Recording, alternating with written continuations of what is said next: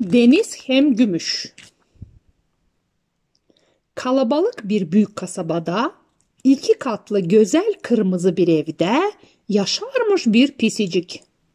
Adı Gümüşmüş.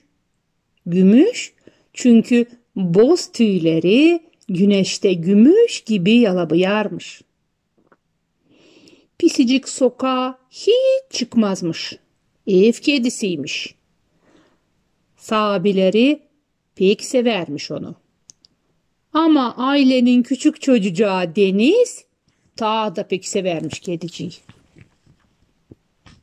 Bir ilk sabahı mavi bir kelebecik konmuş pencerenin setine. Gümüş denemiş onu.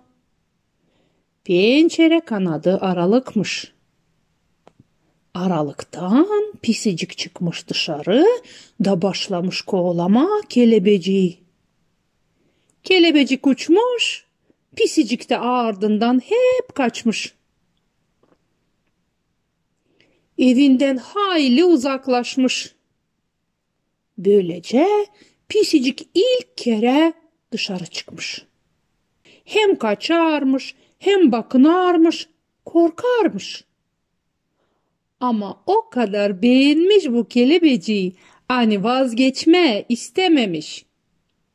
Mutlak lazım tanışayım ben bu güzel kanatlıyla. Aklınca düşünmüş.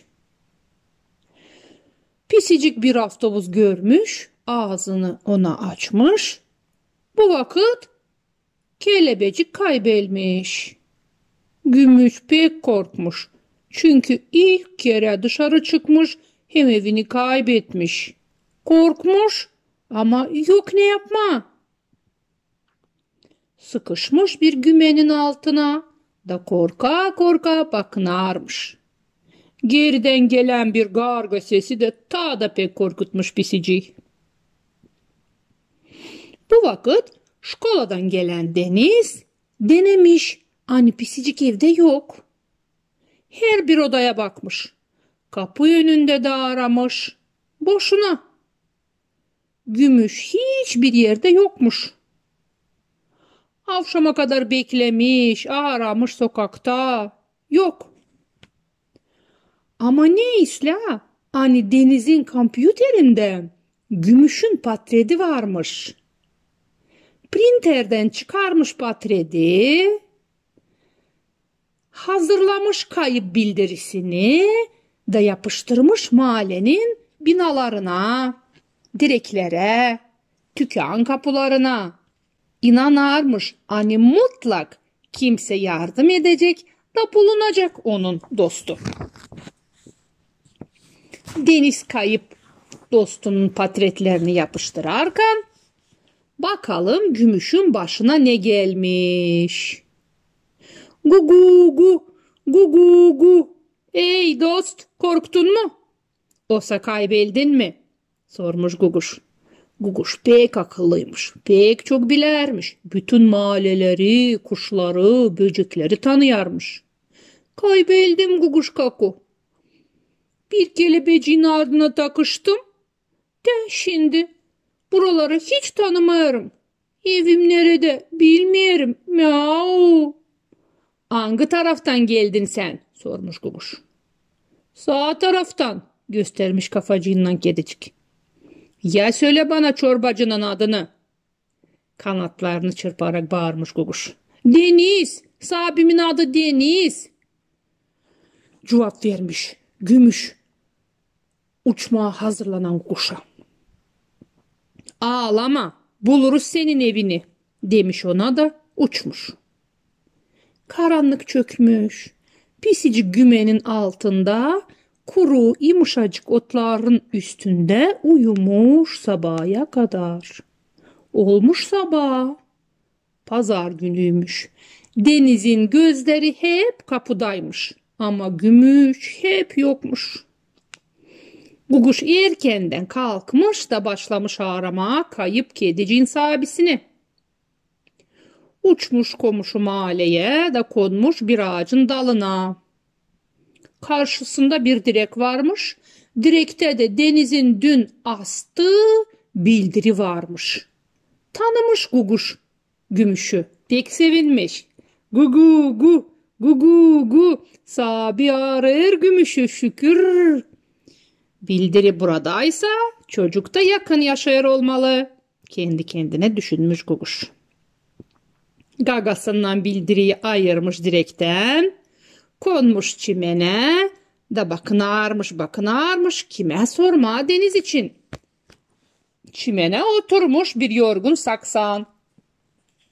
Saksan kızım, buralarda bir çocuk yaşarmış, adı Deniz'miş.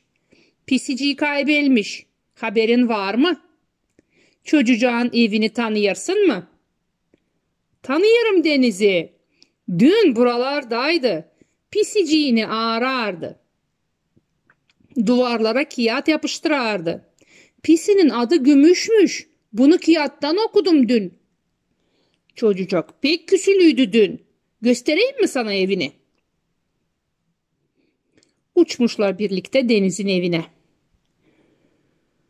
Guguş patretli bildiriyi kapının önüne koymuş. Çeketmişler kanatlarını çırpma, ötme, şımarma, her biri kendicesine. Savaşarmışlar duydurma, hani pisiciğin yerini bilirler. İnsanlar hayvanların, kuşların dilini anlamır ya. İşidip bu şamatayı, Deniz çıkmış dışarı. Gördüğün yerde bildiriyi anlamış, hani kuşlar ona haber getirmiş. Deniz tezicik sırt çantasını alıp mavi biçikletasına oturup avulların boyundan, biçikleta yolundan kuşların ardından gitmiş. Az gitmişler, uz gitmişler, ara sokak geçmişler, yetişmişler bizim kaybın yanına. Gümüş abisini görüp pek sevinmiş, atlamış tez kucağına. Saksan'da, Guş'ta pek sevinmişler. Deniz'le Gümüş şükür etmişler bu iki kuşa. Gümüş girmiş Deniz'in sırt çantasına da mutlu dostlar eve doğru yola çıkmışlar. Gargayla Saksan'da yollanmışlar ta başka işler yapmaya. Belki de siz onlarla bir gün karşı geleceğiniz. Masalı yazdı hem okudu Güllü Karanfil, resimci Nikolay Kuru.